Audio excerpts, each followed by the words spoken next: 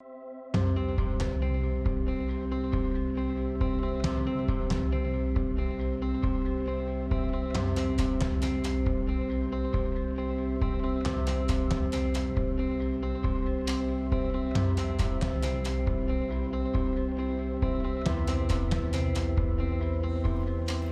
this is Janelle Nano, a business reporter with the Boston Globe, and this is Bold Types, Conversations with Boston's Business Leaders. Today, we're talking with Jaylee Momplaisir and Rach Junard, the founders of You Good Sis, a wellness collective. Hi, Jaylee. Hi, Rach. Thank you so much for joining me here. Today, we're going to be talking about your wellness collective, You Good Sis. Tell me a little bit about the origins of the idea for You Good Sis and how you two came to meet and come up with the concept. To tell the story how we met. So we both were actually at a book signing for Justin Stanley, who's another body positive Black yogi. We're both huge fans of their work, and we were sitting 2 seats away from each other. And someone in the audience was like, I'm a bigger body Black woman. I don't feel comfortable teaching anywhere. Like, what kind of suggestions would you have? Especially if I'm intimidated about starting my practice at home and alone. So I raised my hand. I was like, I'm a yoga teacher. Would love to have you for my classes. And Rach like also raised her hand. So I was like, oh, okay, this is really nice. And I stayed way afterwards. Yes. We're just catching up and sharing like some short stories about our experience being wellness instructors and being yogis here in Boston. So we're like, let's actually meet up. Let's have a longer conversation about this. We shared a lot of the same frustrations from my partner, who's also a Black male and not feeling comfortable rolling out his mat, and how that was received, for when we finally were leading classes, and people being like, oh, you're the teacher? And that shock and that feeling of just discomfort. So we're like, let's create a space where we feel safe, where we can practice with people who look like us. And we were going back and forth, kind of thinking of like, well, what's the name? Like, what do we want it to be called? We kind of thought of this fun phrase of like, You Good Sis, a simple way for people to check in with one another. Tell me about your journey, and the history there, a little bit of what you just talked about, but, accessing spaces, wellness spaces as women of color, how you got involved in getting to be a place where you could actually teach yoga, but also just, getting interested in the space and where and how you felt like you were a part of things or not, or outside. So I think it was one, we wanted to bridge this connection of this idea that it's not for us, or there's not space for people who look like us. And two, we wanted to be like, also, we can lead these spaces. These spaces were originally by our ancestors that were creating healing circles for us as well. So I think those are the two biggest blocks when I think about our work and our ethos, is really making the bridge between, again, people who look like us and having access to wellness, and also being that example that it's not just led by white, able-bodied people. Yeah. Rach, how did you get involved? Originally drew me to yoga was, yes, like the physical benefits, but as time went on, I realized it's not just physical, it's so encompassing, it literally is a lifestyle. Like us talking here, having community, that is also yoga itself. Mm-hmm. And when I moved to Boston, that was the only thing I knew. That's how I knew how I could probably find community, was just going to yoga studio, finding people there, taking classes, joining yoga studio to help keep the studio, to like get a free membership.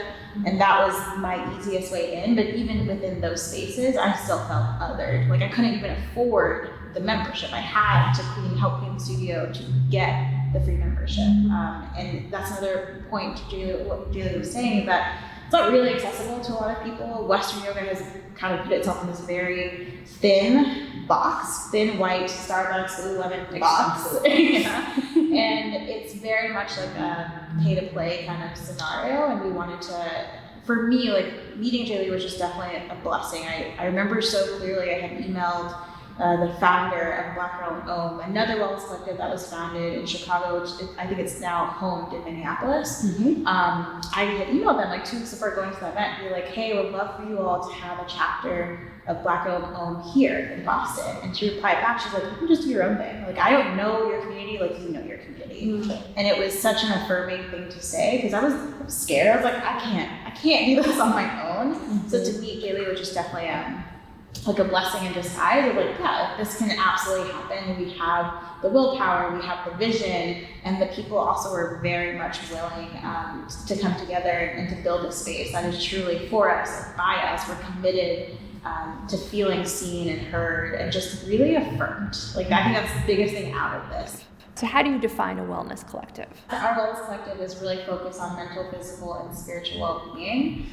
So to be in community with other people who are like-minded, or it could also be different from you, that could help and aid to your growth. So it's a symbiotic relationship. I am a better person because I know Jaylee. I know Jaylee is a better person because she also knows me as well, right? And as we had mentioned before, our community isn't necessarily a place. Like it's a living, being thing. Mm-hmm. And it's kind of cool. Like, I don't think we really realized that probably until the pandemic, when we were like, we truly had to shift and be like, okay, yeah, like we are not reliant on spaces as much anymore. So how can we still gather and provide this affirmed feeling for others? Okay. I think it might be a smaller class today just because of the change in scenery, literally. So we will go ahead and get started. So we were supposed to be at a beach this morning. So we're going to incorporate that into our flow as much as we can. 4, 3, 2, and 1. For me, I have been struggling with looking to the future, thinking about what I can plan, thinking about what I can control.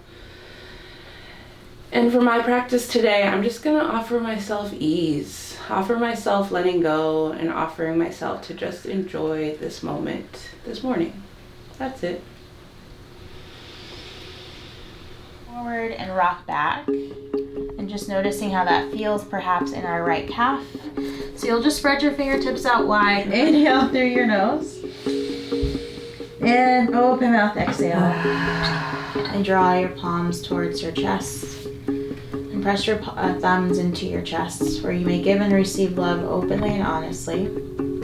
Press your thumbs to your lips, where you'll speak out against injustice always.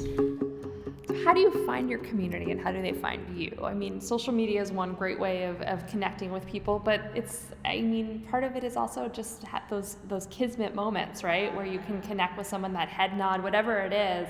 How have you created this community? What does it look like now?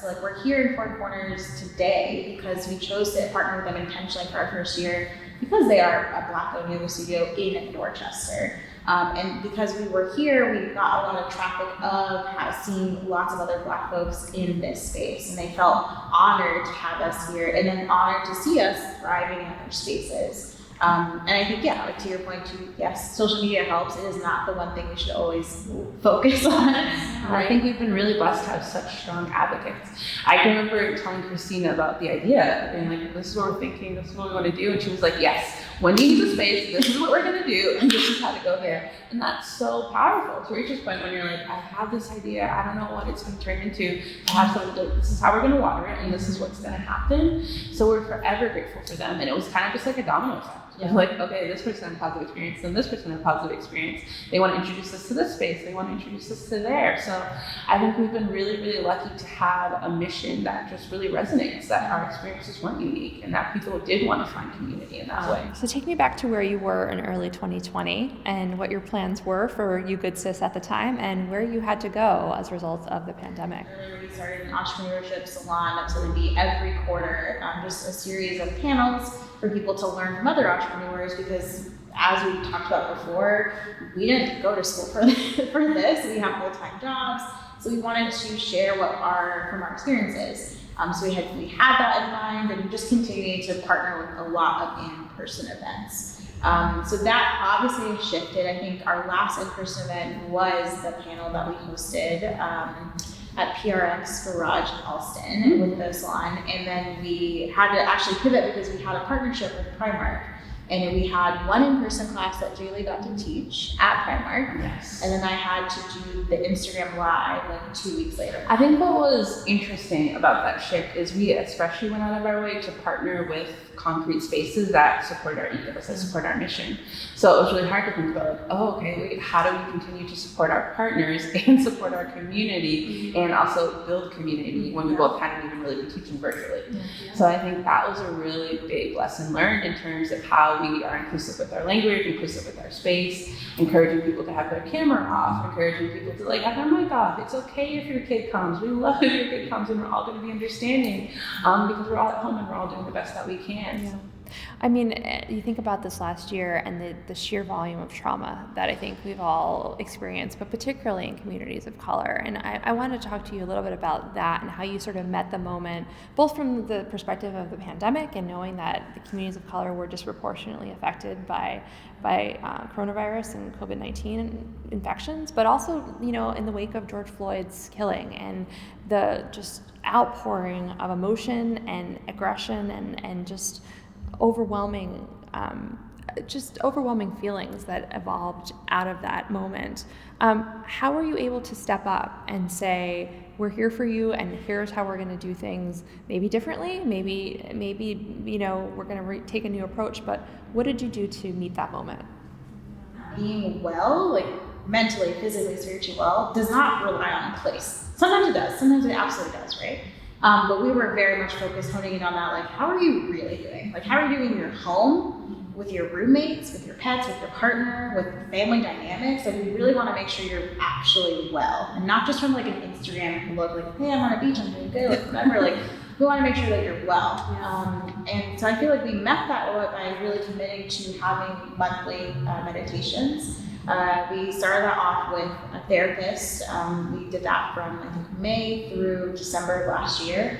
Because also at the end of the day, Jaylee and I are not mental health professionals. We are just advocates. And to your point, there was an array of issues going on. Yeah. Like, this isn't just talking about centering our breath and centering our nervous system. Like, people were coming with real issues, and we saw that. And we're like, let's find a resource that can help best serve them. Yeah. And I think it was great to like have a professional in the room to also like help navigate and direct the conversation when things got a little too hazy, but to also provide perspective that although we are holding space, we're not the container. Like, together as a community, we all are the container, but Jaylee and I are not the only ones, right? Like, we cannot be the only ones. It's a huge feat to do so. But yeah, I think that was, it's like, I think it's something that we're still living, we're always going to be living it with this in our past, right? And like in our current future. I think I saw a news article about how Black people don't want to go back to work. They want to go to in-person spaces. So they found a way to make it work at home for them because of what the trauma compounded of being in person and to what happened last summer and to what is still technically ongoing. The series is called Bold Types. I want to ask you each, how do you define boldness and how do you encourage others to take bold steps in their own lives? I think I would define boldness as willing to take courageous risks. And I would encourage people to just follow self. And I know that sounds like, okay. But seriously, to ask yourself what you want and what you need and to follow that is one of the bravest and the boldest things that you can do. So, and I think so often we follow these other ideas, these intentions, but what does your own personal passion and purpose look like? And how can you walk that path every single day?